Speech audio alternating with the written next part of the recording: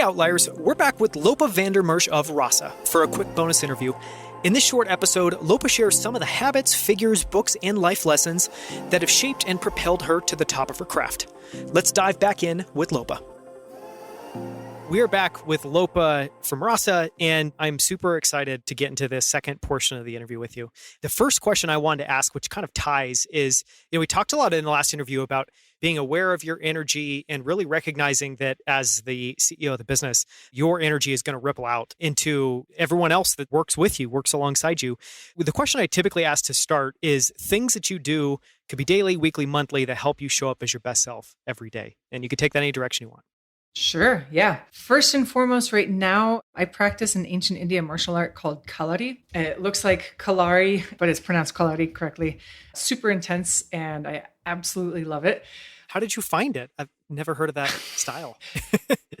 It's kind of been underground, but it's having a little bit of a renaissance. I think that you'll start to be hearing about it more and more over the next couple of years. There's some folks that do martial arts training all around the world. They like travel and do YouTube videos about it. And they said 3 hours of Kalari was more intense than 6 hours a day of Shaolin Kung Fu. It's pretty hardcore. And I found it through a friend. So I actually have a history of, through most of my 20s, I was studying in an Indian lineage and was initiated. That's where I got my name. I was meditating 3-4 hours a day. It was a central focus of my life. A friend of mine there just happened to post to Facebook like, hey, my friend in India is doing this online Kalari course. And I was like, yeah, I want to try that. And I've been doing that since October. Right now, it kind of feels like my entire life revolves around making sure that happens every day. It's one of these instances, if you spend energy to make energy, it's a very regenerative energy cycle for me. I absolutely love that. Really into intense physical practice right now as a way of just sweating out the shit, and like all the stuff that bogs us down.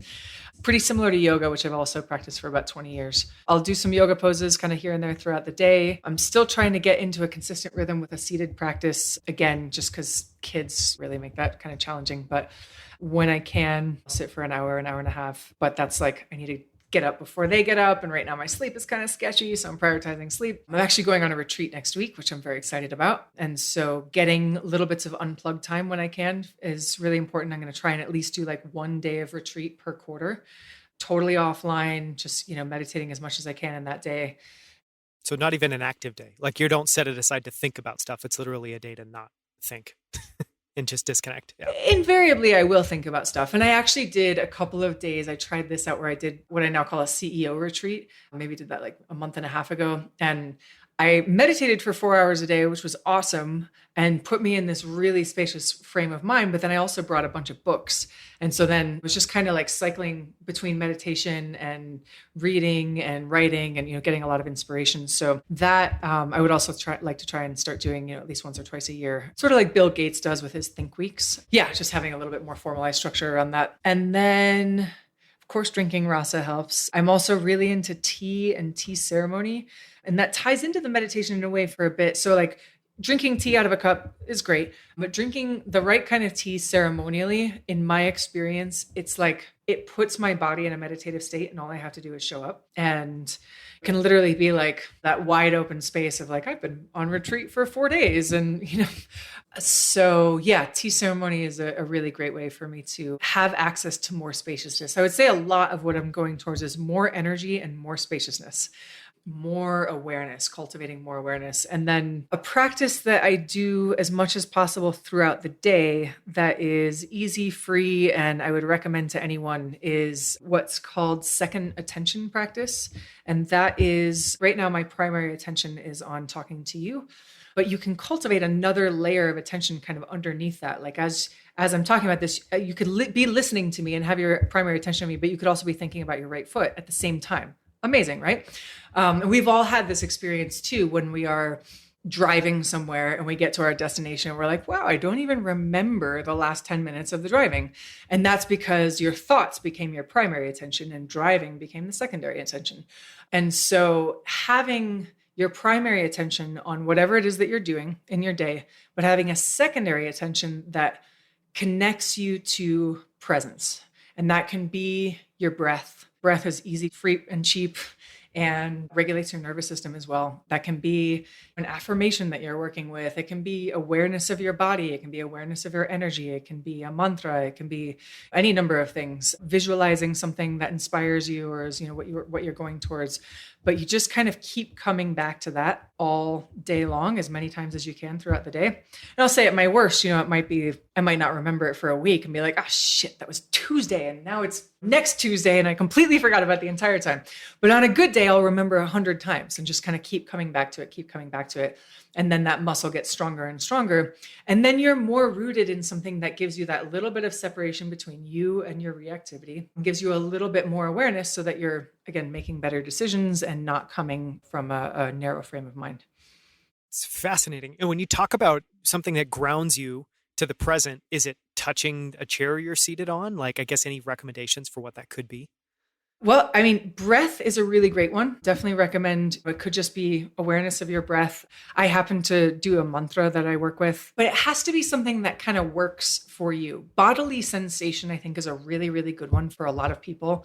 And full body sensation might be tricky to accomplish. So it might be like just awareness of your heart center, something like that. That's just going to help you get, I think so many of us are just really stuck in our heads all day because of the way modern culture impacts us. So awareness on your heart, or even like, sometimes I'm on my computer and I legitimately forget that I have feet. And so like having awareness on your feet. Yeah, exactly. Could be another great one. And just be like, my feet are on the ground. I am connected to the earth. When you're first starting out with it, you can play with different things. I would pick one thing that day and just try and see, like, does that do the thing where it tethers me to something deeper? And then if that doesn't work, kind of skip around and then stick with it for months at a time. Once you find your thing, then be like, okay, this is my thing. And I'm just going to really drill a groove in my neural pathways to focus on this one. Okay, I'm going to ask a couple quick fire questions. First one is a book worth reading.